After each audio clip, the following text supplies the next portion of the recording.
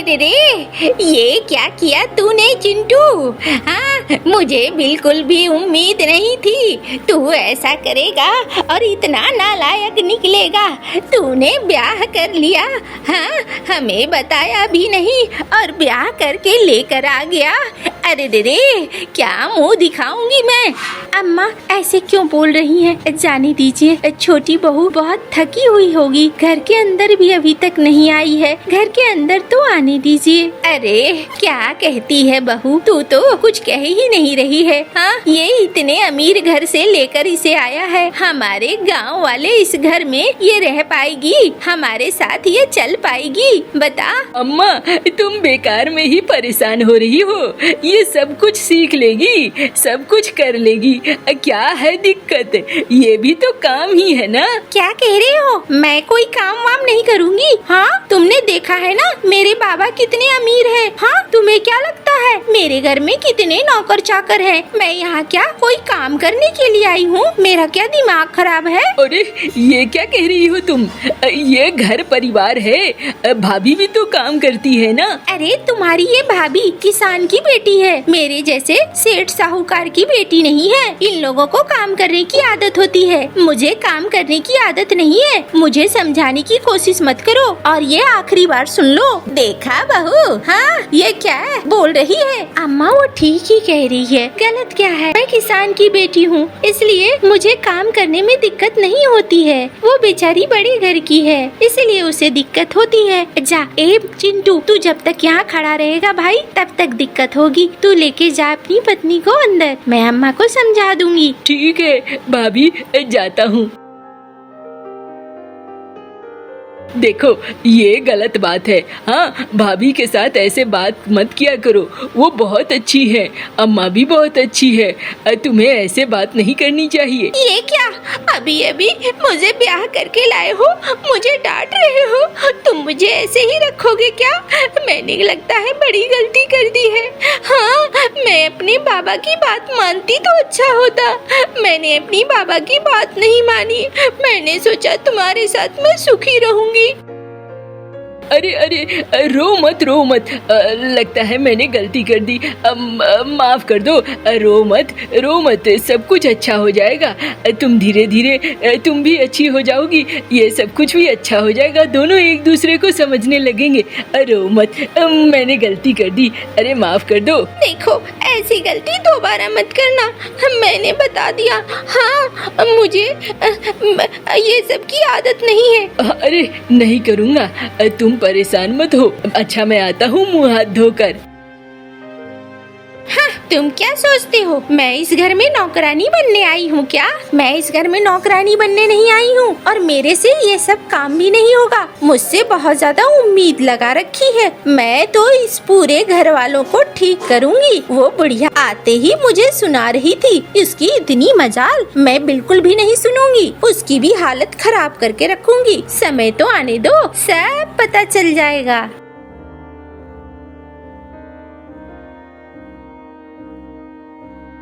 अरे दीदी, तू अकेली खाना बना रही है, थोड़ा सा भी उसे शर्म है? कम से कम पूछने तो आना चाहिए ना।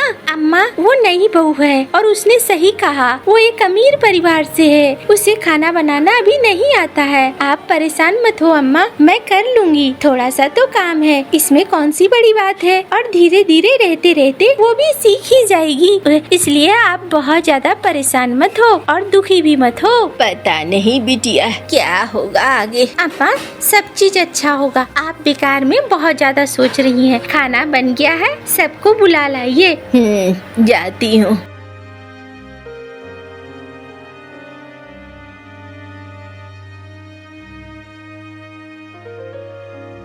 अरे रे रे, तू भी बैठ जा, तू कहाँ अकेली खाएगी क्या? नहीं अम्मा, आप लोग सब खा लो, उसके बाद में खाऊंगी। अरे ये कैसी सब्जी है? हाँ, मांस मछली कुछ भी नहीं है, सिर्फ सब्जी सब्जी है। ये रूखा सूखा खाना मुझसे नहीं खाया जाता है। मुझे तो हर खाने में मांस जरूर चाहिए। अच्छा, कोई बात नहीं है, मैं व्यवस्था कर दूंगा। अभी बस जो बना है खा लो। भाभी तो बहुत अच्छा खाना बनाती है और तुम्हें अच्छा लगेगा, खाकर तो देखो। खा लेती हूँ आज, लेकिन मेरे रोज का हिसाब कर लेना और उसी हिसाब से मुझे खाना देना। ये सब कुछ मुझसे नहीं चलता है, घास फूस मैं खा नहीं पाती हूँ। अरे रे खा ले, वरना दिमाग मत खराब कर। देखो तुम्हारी अम्मा कैसे कह रही है। अम्मा थोड़ी चुप रहो ना। खाना खाते वक्त वैसे भी ज्यादा नहीं बोलना चाहिए किसी को। खाओ खाओ, तुम लोग सब खाओ।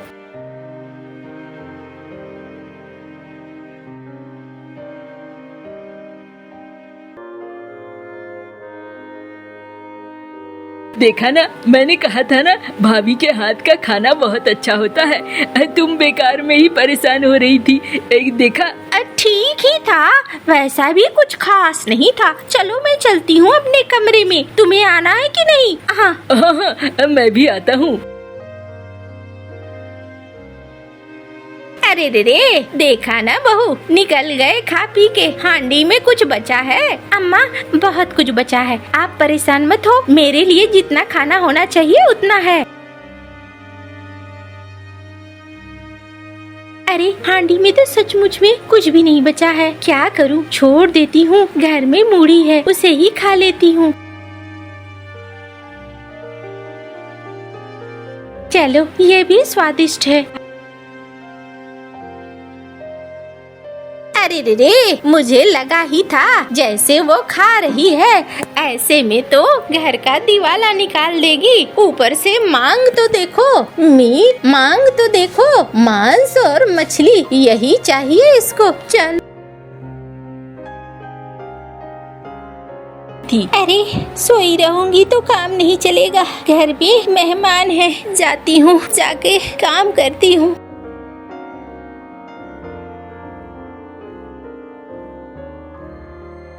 अरे रे क्या कर रही है? हाँ लगता है तेरी तबीयत ठीक नहीं है। क्या हुआ? नहीं अम्मा ठीक ही है। अरे मुझे समझ में सब आ रहा है, तेरी तबीयत ठीक नहीं है, बुखार है तुझे। रुक रुक मैं अभी जाती हूँ।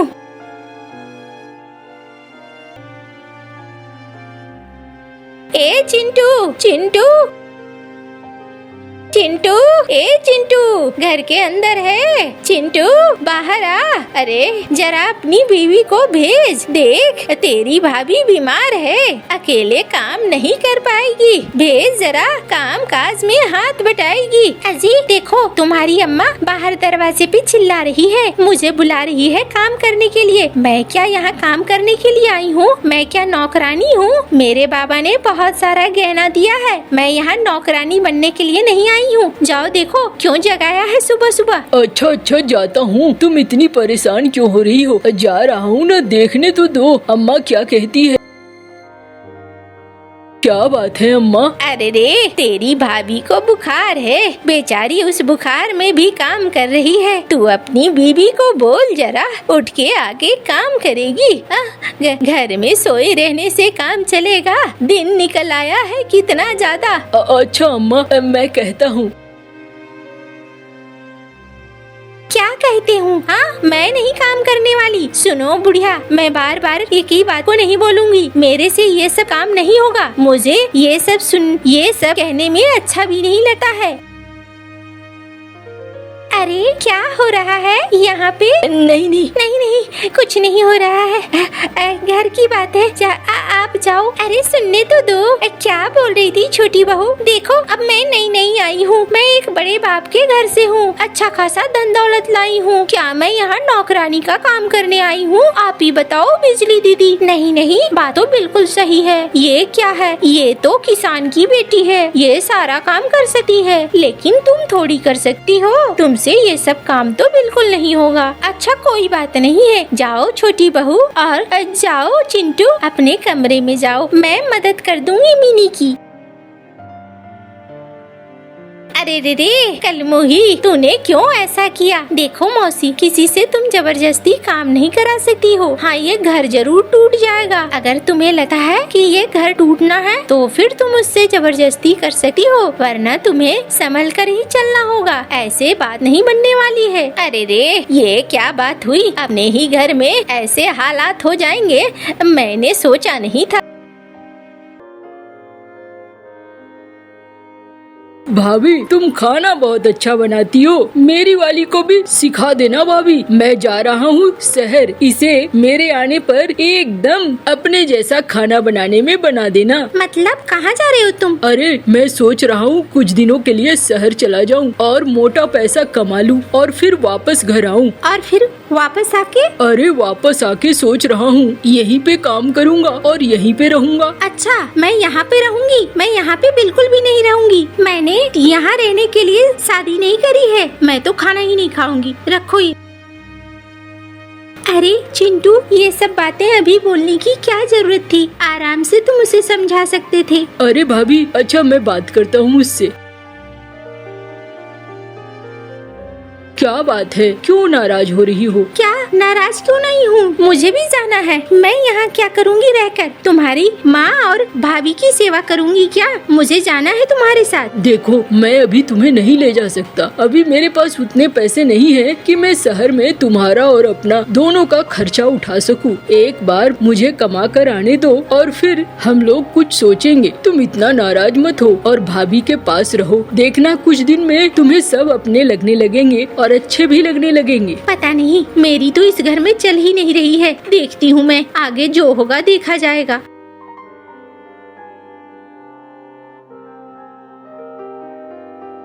अच्छा भाभी, ध्यान रखना। अरे तुम बिल्कुल परेशान मत हो, मैं तुम्हारी पत्नी का पूरा ध्यान रखूंगी। अरे अरे रे, अपना ध्यान रखना अच्छे से बेटा। तुम कुछ नहीं कह रही हो? क्या बोलूंगी मैं? मेरी चलती कहाँ है? क्यों ऐसे बात कर रही हो? भाभी, आप चुप ही रहो। बात बात पे पति पत्नी के बीच में मत घुसा करो, अच्छा नहीं लगता है। देखो, फिर तुम बदतमीजी से बात करने लगी। अरे, भाभी से कुछ सीखा करो और अच्छे से रहो। ऐसे न खुद परेशान हो और न परेशान करो, ये ठीक नहीं है। चिंटू, तुम ज्यादा परेशान मत हो, तुम जाओ। ये हम लोग ठीक से रह लेंगे। जाता हूँ भाभी।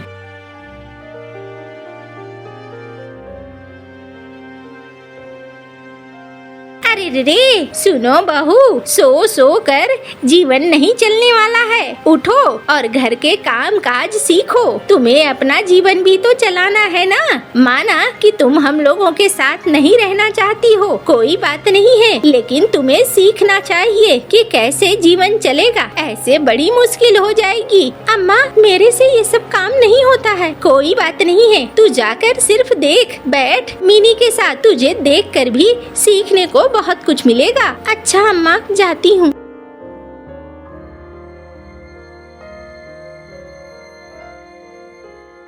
अरे थोड़ा ये सब्जी देखना, मैं बाहर से गायों को चारा देकर आती हूँ। ठीक है दीदी। अच्छा ठहर, आज मैं तेरी सब्जी नमकीन बना देती हूँ। ऐसा इतना नमक डालूंगी कि देखते ही सब चिढ़ जाएंगे।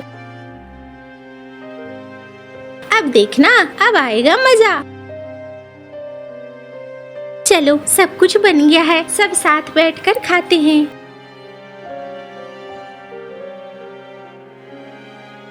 अरे वाह, अरे रे, वाह बहू वाह, क्या खाना बनाया है। आज की सब्जी तो बहुत मजेदार है, मुझे बहुत पसंद आई। अच्छा अम्मा, आपको पसंद आई? ये तो बहुत अच्छी बात है अम्मा। छोटी, तुझे पसंद आई कि नहीं? हाँ ठीक है। अरे मैंने तो नमक दिया था, लेकिन क्या हुआ ये? छोटी, मैं जरा आती हूँ बर्तन लेकर। ठीक है दीदी।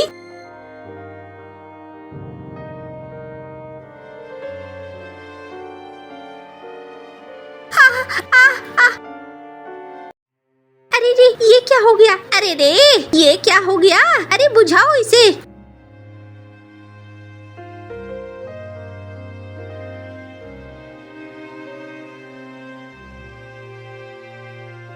मेरे दोनों हाथ। दीदी, ये क्या किया? तुम्हारे तो दोनों हाथ जल गए। अरे छोटी, तुझे कुछ हो जाता तो मैं चिंटू को क्या जवाब देती? मैंने चिंटू से कहा था मैं ध्यान रखूंगी, और देखो मेरे ही हाथों ऐसा हो गया। अरे रे रे, माफ करना बहू, मैं तुझे सिखाना चाहती थी और सिखाने के चक्कर में मैंने तुझे कितना परेशान कर दिया। मैं ऐसा करना नहीं चाहती थी, लेकिन मेरी वजह से तू जलते जलते बची। आज क्या हो जाता? अम्मा, आप लोग गलत नहीं हो, बल्कि गलत मैं हूँ। मैं ही गलत करना चाह रही थी। मैंने पहली बार नमक मिला दिया, लेकिन ऊपर वाले ने उस सब्जी को भी ठीक कर दिया। आज मैं दोबारा मीनी भाभी के साथ गलत करने जा रही थी, इसीलिए ऊपर वाले ने मुझे ये सजा दी। वो तो भाभी और आपने मुझे बचा लिया।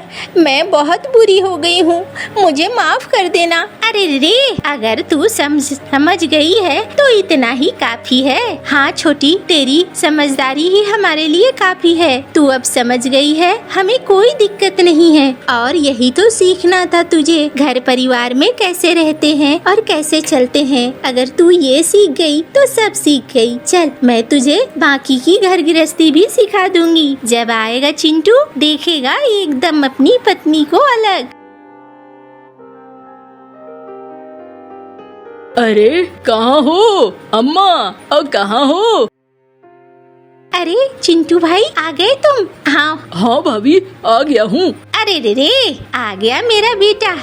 अम्मा, वो दिखाई नहीं दे रही है। अच्छा, अपनी बीबी को ढूंढ रहा है। तेरी बीबी तो रसोई में मिलेगी, यहाँ नहीं है। अच्छा, क्या उसे खाना बनाना आ गया है? अरे रे, बहुत बदल गई है तेरी पत्नी। अब तेरी पत्नी पुरानी जैसी नहीं रह गई है। जाके मुलाकात कर ले।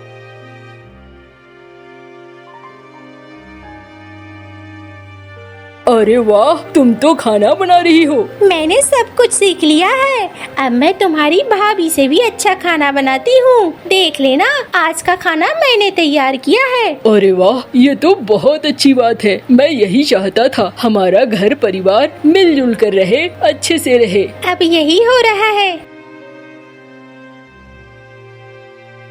अरे वाह, तुमने सचमुच बहुत अच्छा खाना बनाया है। अब मजा आ गया। अब भाभी, 2-4 महीने के लिए और छोड़कर जाऊं क्या? अरे तुम क्यों उसे चिढ़ा रहे हो? उसने सचमुच सब कुछ सीख लिया है और 2-4 महीने के लिए छोड़कर जाने की बात नहीं है। अब तुम लोग साथ रहो यहीं पे। मोतीपुर नामक एक छोटे से गांव में सेठ कालू रहता था। वह तो बहुत अमीर था, लेकिन उतना ही कंजूस भी था। पूरे गांव वाले उसके इस कंजूसपन से बहुत परेशान थे। एक दिन सेठ बाजार में एक आलू की दुकान पर जाता है। अरे ओ भाई, आलू कैसे दिए? 10 रुपए सेठ जी। अरे भाई, आलू बेच रहे हो या सोना? इतने महंगे आलू भैया, इतने बहन के। सेठ जी, पूरे रामपुर गांव में इसी दाम के आलू बिक रहे हैं। सब यही खरीद रहे हैं और आपको महंगे लग रहे हैं। आपको लेना हो तो लो, वरना रहने दो। अरे नहीं भाई, इतने महंगे आलू का भला मैं क्या करूँगा? नहीं चाहिए भाई, ये आलू तुम्हारे रखो अपने पास। कुछ दूरी पर चलते ही सेठ कालू को एक कपड़ों की दुकान दिखती है। अरे सेठ जी, आइए आइए, कल ही बहुत सुंदर सुंदर साड़ियाँ लेकर आया हूँ। यह देखिए सेठ जी, आप भी ले जाइए, भाभी जी के लिए खुश हो जाएंगी। हाँ हाँ, क्यों नहीं, चलो आज ले ही जाता हूँ बिजली के लिए। साड़ी कब से वो बोल रही है मुझे एक नई साड़ी के लिए। यह बताओ भैया, कितने की दोगे? अरे ज्यादा महंगी नहीं है सेठ जी, बस 500 रुपए की है। क्या? कहाँ 500 रुपए? अरे भाई, इतनी महंगी, वो भी ये मामूली सी साड़ी। नहीं नहीं भाई, रहने दो। बिजली भलाई इतनी महंगी साड़ी का क्या करेगी? सेठ वहाँ से आगे चला जाता है। अरे पता नहीं कब इस कंजूस सेठ को थोड़ी सद्बुद्धि आएगी। जब देखो तब कंजूसी। सेठ अपने घर जाता है। अरे आ गए, आपको आलू लाने के लिए कहा था। ये क्या, आप तो खाली हाथ ही आए हैं। अब मैं क्या बनाऊंगी? अरे भगवान, बहुत महंगे थे आलू, इसलिए नहीं लाया। तुम कुछ और सब्जी बना लो। हे भगवान, किस आदमी के साथ पाला पड़ गया है। हर वक्त तुम्हारी कंजूसी से मैं तंग आ गई हूँ। मुझे नहीं पता, मेरा कई दिनों से आलू खाने का मन है। कल मुझे आलू चाहिए बस, वरना मैं कल खाना नहीं बनाऊंगी, बता देती हूँ आपको। अगली सुबह एक नौकर सेठ के पास आता है। सेठ जी, आपने कई महीने से पगार नहीं दिए। अरे पिछले महीने ही तो दी थी तुझे तेरी पगार। सेठ जी, पिछले महीने की पगार की बात नहीं है, कई महीने बीत चुके हैं उस पगार को। अरे क्यों करते हो ऐसा, दे दीजिए ना। इस बेचारे को पगार, आखिर इसे भी तो अपने बीवी बच्चे पालने होते हैं। आप भी क्यों बहस करते हैं जी? हाँ हाँ ठीक है, तुम चुप रहो, मैं थोड़ी भाग रहा हूँ, दे दूंगा, इसकी पगार कल लेकर जाना, ठीक है। सेठ की ऐसी बात सुनकर नौकर बड़े उदास मन से ठीक है सेठ जी, जैसी आपकी मर्जी। बोलकर वहाँ से चला जाता है। अगले सुबह सेठ अपनी दुकान पर जा रहा होता है कि तभी गांव के दो लोग आपस में बात कर रहे होते हैं। अरे भैया सुना, पास वाले गांव में कम कीमत वाली आलू की बोरियां मिल रही हैं। हाँ भाई सुना तो है, मैं तो कल ही जाऊंगा, आखिरी मौका, फिर मिले या ना मिले। अरे सस्ते में आलू की बोरियां। अरे सस्ते में आलू की बोरियां, अरे वहाँ अब तो मैं जरूर जाऊंगा पास वाले गांव में, और बिजली को सस्ते में खूब सारे आलू लाकर दे दूंगा। थोड़ी ही देर में सेठ दूसरे गांव पहुंचता है और काफी सस्ते में एक आलू की बोरी ले लेता है। ओहो, अब मैं ये आलू की बोरी लेकर कैसे जाऊंगा? सेठ आलू की बोरी को उठाने की बहुत कोशिश करता है। अरे अरे यह तो बहुत भारी है, मुझसे तो उठी ही नहीं रही, लगता है ले जाने के लिए किसी सवारी की जरूरत होगी। तभी उसे रास्ते में एक घोड़े का रथ दिखता है। अरे रथ वाले भैया, तनी रामपुर चलोगे क्या? अरे हाँ हाँ सेठ जी, क्यों नहीं, बिल्कुल चले गए, लेकिन जरा आज हमारे घोड़ों की तबीयत ठीक नहीं है, इसलिए जरा आराम से बैठिए। अरे हाँ भाई ठीक है। और रथ चलने लगता है। थोड़ी ही देर बाद रथ का घोड़ा बहुत तेज भागने लगता है। अरे ओ भैया, यह क्या कर रहे हो? तनिक अपने इस घोड़े को थोड़ा धीरे चलाओ भाई। अरे सेठ जी, मैंने तो पहले ही कहा था कि मेरे घोड़े की तबीयत आज ठीक नहीं है, अब ये रुक नहीं रहा है। हे भगवान, अरे भाई लगता है आज तुम्हारा ये घोड़ा मेरी जान लेकर ही छोड़ेगा। कि भगवान आज मेरी जान बचा ले, पूरे गाँव को भोजन कराऊंगा। सेठ कई बार ऐसा बोलता है। थोड़ी देर बाद अचानक से घोड़े का रथ रुक जाता है। आज तो बाल बाल बचा, वरना यह घोड़ा तो मुझे मार ही डालता है। भगवान तेरा बहुत बहुत धन्यवाद। अरे सेठ जी, अब तो आपको पूरे गांव में भोजन करवाना पड़ेगा। अरे सेठ जी, आप मुझे नहीं भूल जाइएगा। हाँ, मैं अभी जाकर पूरे गांव वालों को बता देता हूँ कि कालू सेठ पूरे गांव को दावत देने वाले हैं। ऐसा बोलते हुए रथ वाला वहाँ से चला जाता है। अरे यह क्या बोल दिया मैंने, ऐसी गलती कैसे हो गई मुझसे? रथ वाला सारे गांव वालों को जाकर बता देगा कि मैं दावत देने वाला हूँ, और सारे गांव वाले मेरे घर आ जाएंगे। फिर तो सभी गांव वालों को भोजन करवाना पड़ेगा मुझे, और अगर सभी गांव वालों को भोजन नहीं कराया तो मेरी बड़ी बदनामी होगी। अरे अरे ये क्या हो गया मुझसे? सेठ बड़ा उदास हो जाता है। सेठ अपने घर जाता है। अरे आ गए, आप कहाँ चले गए थे? काफी देर में लौटे हैं। अरे मैं तो तुम्हारे लिए आलू की बोरी लेने गया था, लेकिन एक नई मुसीबत आ गई। क्या हुआ जी? आखिर ऐसी कौन सी मुसीबत आ गई है? क्यों ऐसी बातें कर रहे हैं आप? सेठ अपनी पत्नी को सारी बात बताता है। अरे ये तो कितनी अच्छी बात हो गई थी, आखिर आपकी जान बच गई। आपने खुद ही तो बोला था कि आप सभी गांव वालों को भोजन कराएंगे, और ये तो और भी अच्छी बात है, हमारे घर सभी गांव वाले दावत पर आएंगे। वो सब हमें कितनी दुआएं देंगे। अरे तुम चुप करो भगवान। क्या तुम्हें यह नहीं पता कि गांव वालों के भोजन का खर्चा बहुत महंगा पड़ जाएगा? मेरे इतने सारे पैसे इस दावत में खत्म हो जाएंगे, लेकिन अब तो मुझे गांव वालों को दावत देनी ही पड़ेगी। अब मैं क्या करूँगा? सेठ काफी सोचता है, तभी उसे तरकीब सुझती है। सेठ एक हलवाई को अपने घर बुलाता है। सेठ जी आपने बुलाया, मुझे बताइए क्या बनवाना है आपको? मुझे ऐसे लड्डू बनवाने हैं जो किसी से भी ना चबाए जाएं। तुम एक एक लड्डू काफी बड़ा और ठोस बनाना। अरे सेठ जी, ये क्या बोल रहे हैं आप? ऐसे लड्डू का भला क्या करेंगे जिसे कोई भी ना खा पाए? तुमसे जितना बोला है तुम सिर्फ इतना करो, समझे? कल सुबह सारे लड्डू घर पहुंचा देना। ठीक है सेठ जी, जैसी आपकी मर्जी। ये सभी बातें सेठ की पत्नी चुपके से सुन रही थी। अगले दिन सुबह सभी गांव वाले सेठ के घर आते हैं। सभी एक साथ बैठे होते हैं। उनमें से एक गांव वाला, अरे भाई आज तो मजा ही आने वाला है, कंजूस सेठ के घर कभी भोजन करने को मिलेगा, ये किसने सोचा था भैया? मैं तो पेट भर कर खाऊंगा भैया। हाँ भाई सही बोल रहे हो, आज लगता है सेठ जी ने बहुत मजेदार पकवान बनाए होंगे। हाँ मेरे मुंह में तो यह सोचकर ही पानी आ रहा भैया। उसके बाद सभी गांव वाले हंसने लगते हैं कि तभी वहाँ पर सेठ कालू आता है। अरे सेठ जी, आज तो हम जी भर कर खाएंगे। हाँ हाँ क्यों नहीं भाइयों, अभी थोड़ी देर में तुम्हारे लिए भोजन आता होगा। तभी गांव वालों के सामने सेठ का एक नौकर पत्तों से बनी खाने की प्लेट एक एक करके रख देता है। अरे भाई कितने देर में आएगा भोजन? हाँ भाई कब से तो इंतजार कर रहे हैं, अब तो पेट में चूहे भी कूदने लगे हैं, अब सब्र नहीं होता। तभी सेठ की पत्नी एक थाली में बहुत सारे लड्डू लेकर आती है और सबकी प्लेट में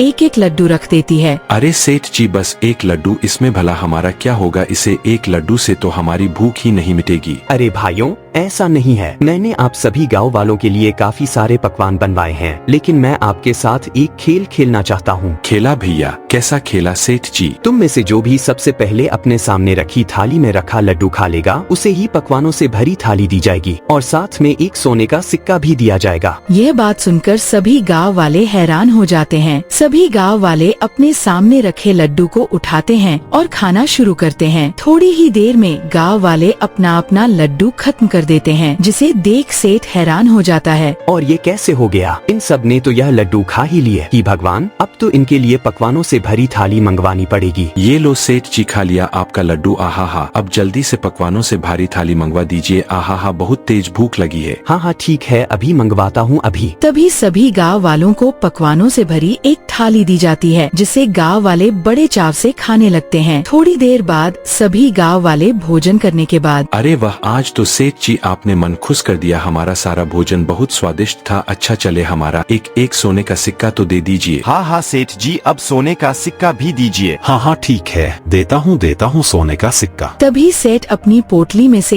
एक सोने का सिक्का सभी गांव वालों को देता है। हाय हाय, यह क्या हो गया? मेरे सोने का सिक्के भी चले गए। हाय हाय, लेकिन यह कैसे हो गया? मैंने तो उसे हलवाई ठोस लड्डू ही बनवा थे, ना जाने कैसे इन गाँव वालों ने वह भी गटक लिए। ए जी, आप चुप हो जाए। जब आप उसे हलवाई से ठोस और लड्डू बनाने की बात कर रहे थे तो मैंने सब सुन लिया था, जिसके बाद मैंने खुद सभी गांव वालों के लिए लड्डू बनाए और आपने जो लड्डू मंगवा दिए उन्हें अपने बनाए गए लड्डू से बदल दिया। यह क्या करने वाले थे? आप घर आए मेहमान के साथ ऐसा करता है क्या? मेहमान तो भगवान का रूप होते हैं और आप उनके साथ ही ऐसा खराब बर्ताव करने जा रहे थे। सभी गांव वाले कितनी उम्मीद से आपके घर भोजन करने आए थे। मैं आपकी पत्नी हूँ और ये मेरा कर्तव्य बनता है कि मैं आपको कोई भी गलती ना करने दूं, इसलिए मैंने वो लड्डू बदल दिए। अपनी पत्नी की ऐसी बातें सुनकर सेठ को अपनी गलती पर पछतावा होता है। तुम सही कह रही हो भगवान, तुमने मेरी आंखें खोल दी। मैं अपनी कंजूसी के कारण घर भोजन करने आए मेहमानों के साथ कितना गलत करने जा रहा था, लेकिन तुमने अपनी सोच बोध से ऐसा नहीं होने दिया। तुम्हारा बहुत बहुत धन्यवाद मेरी प्यारी पत्नी।